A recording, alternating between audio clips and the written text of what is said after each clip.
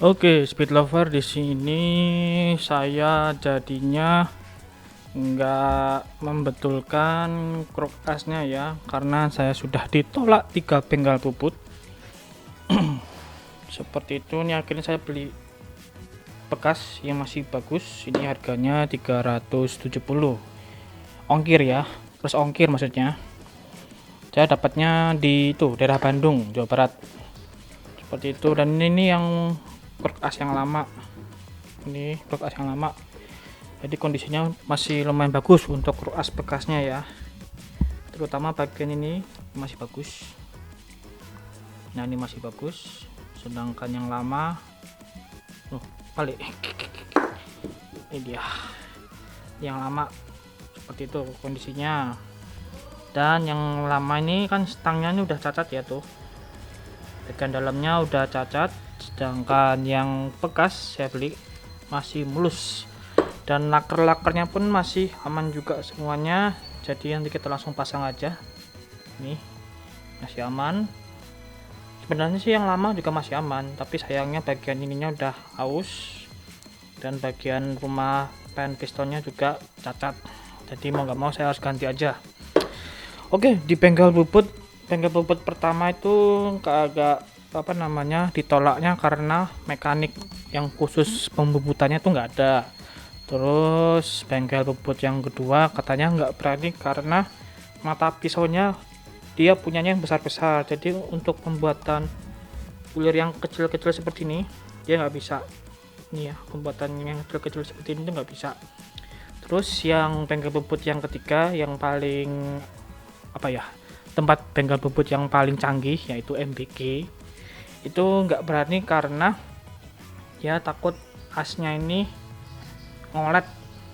Kalau istilah Jawanya ngolet ya, seperti itu. Karena kan ini ditambal dulu ya teman-teman, ini ditambal dulu baru digaris seperti itu.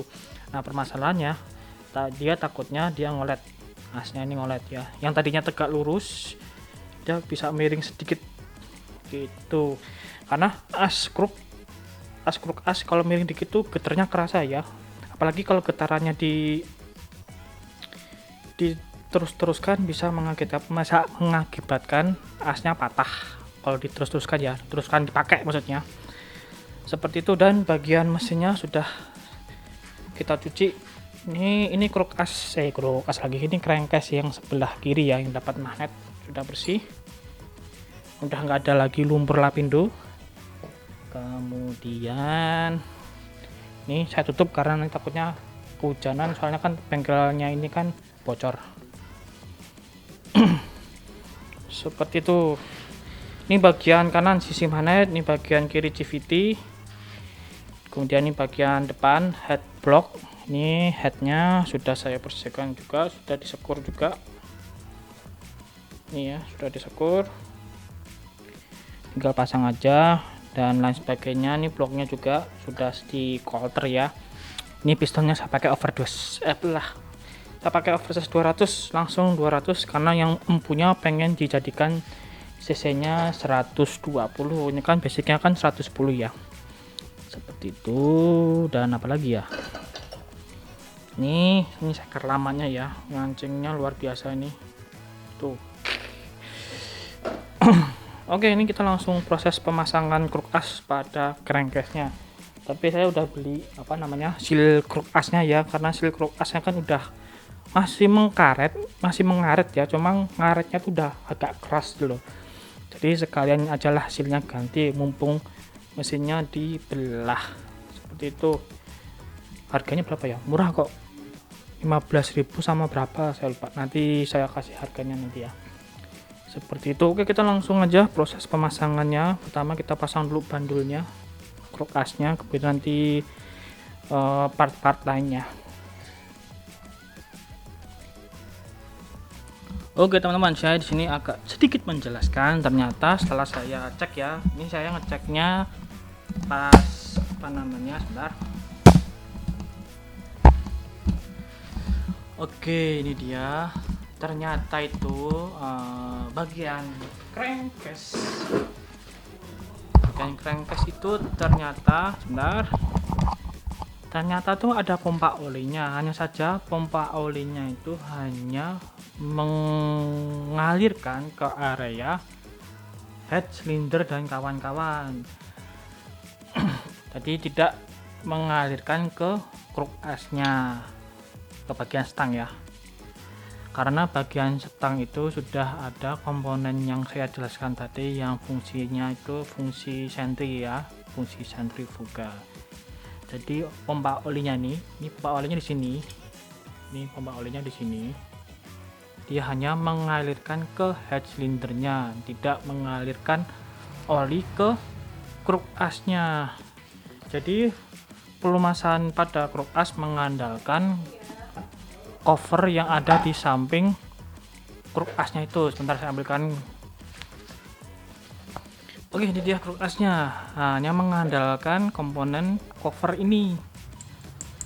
Jadi olinya menampung di area covernya ini. Nah, ketika kruk as ini berputar, sifat sentrifugalnya berfungsi sehingga olinya akan terlempar ke samping sisi luarnya ini, sehingga masuk ke dalam pen sini namanya big end ya, pen big end pada stang seker untuk melumasi bagian pada dalam ini, seperti itu ya.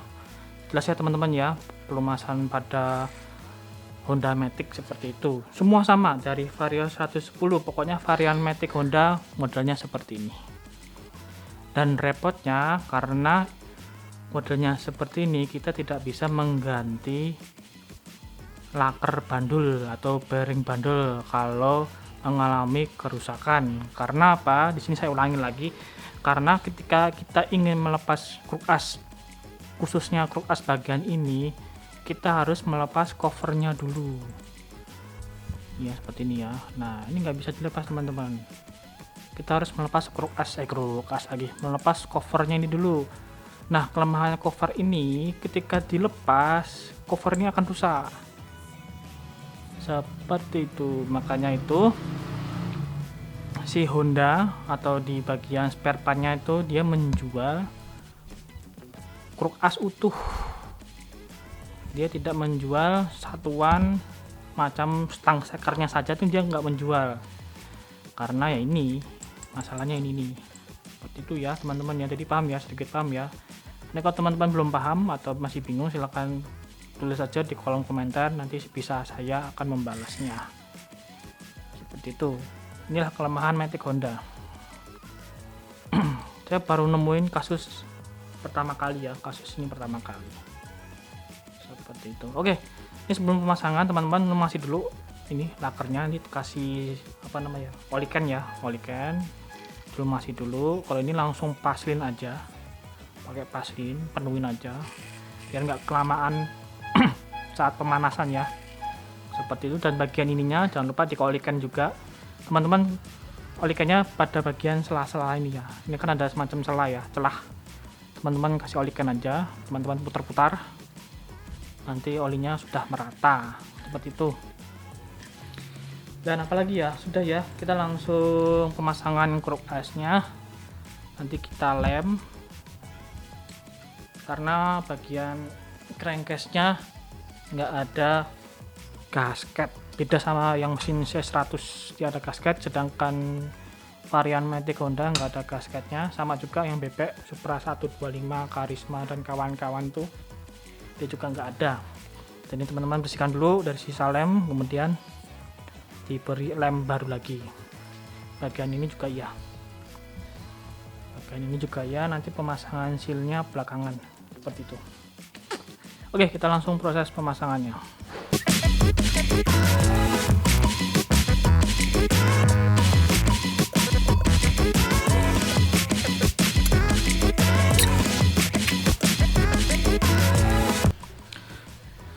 Oke, di sini kruk asnya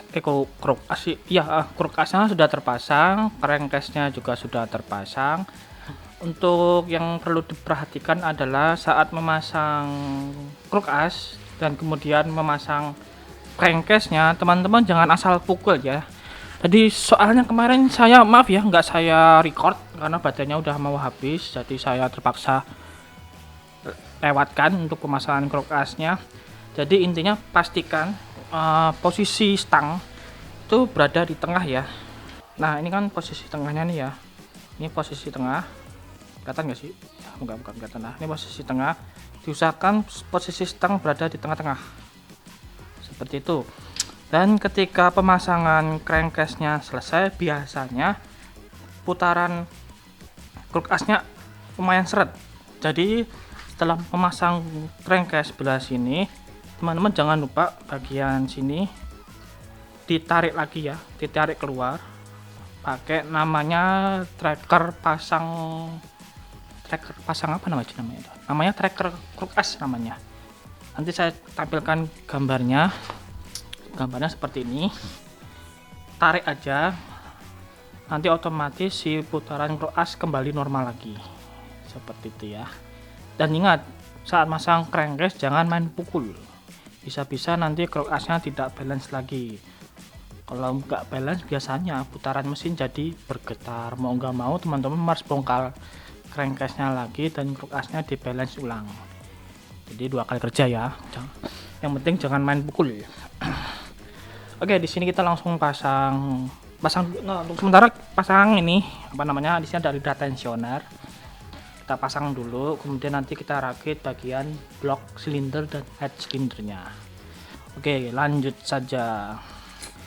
Oke teman-teman, sebelum kita lanjut proses pemasangan bagian head dan bloknya, kita sebelumnya pasang dulu lidah tensionernya.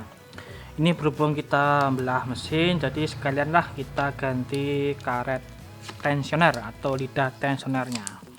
Di sini saya pakai Fukuyama. Ini harganya nanti saya cantumkan aja di bawah sini. Saya lupa. Kita pasang dulu karet yang bagian atas. Ini letaknya di sini ya. Letaknya di sini. Oke, lanjut aja.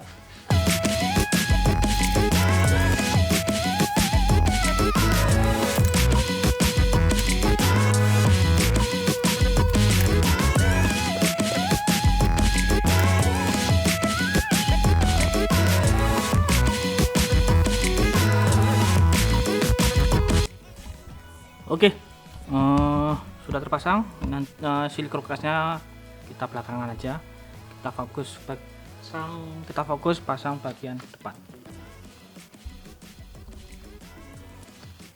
Oke, di sini kita sudah beli top set ya. Saya ambil Honda. Mana kok nggak jelas? Nah, ini saya ambil punya Honda. Harganya nanti saya cantumkan di mana? Sini ya.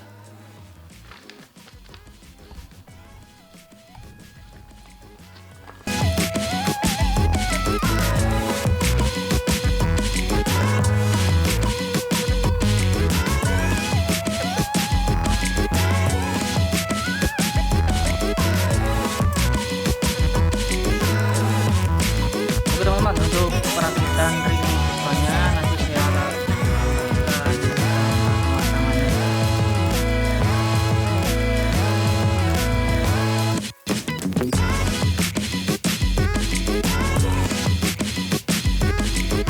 Oke teman-teman, ini pistonnya ada tanda pin ya. Ini ada tanda pinnya.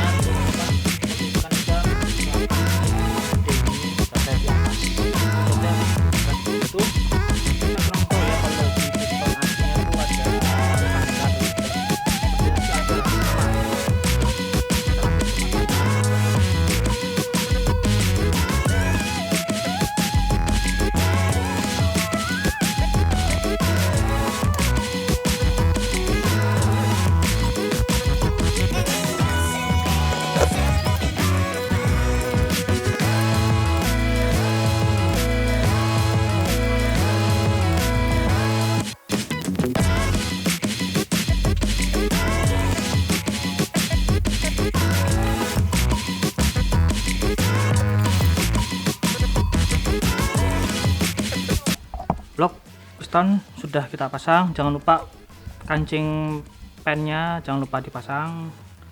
Ini saya bilas dulu pakai bensin buat ngilangi oli bekasnya tadi. Kita lanjut pemasangan headnya. Oke, di sini udah kering ya, bebas dari oli. Tadi kita pemasangan head, jangan lupa bagian packingnya dilem ya, biar tidak terjadi kebocoran kompresi oli atau air radiatornya. Lanjut. Kok pateng, kita terangin dulu ya, tambah petang. Nah, semoga tidak silau.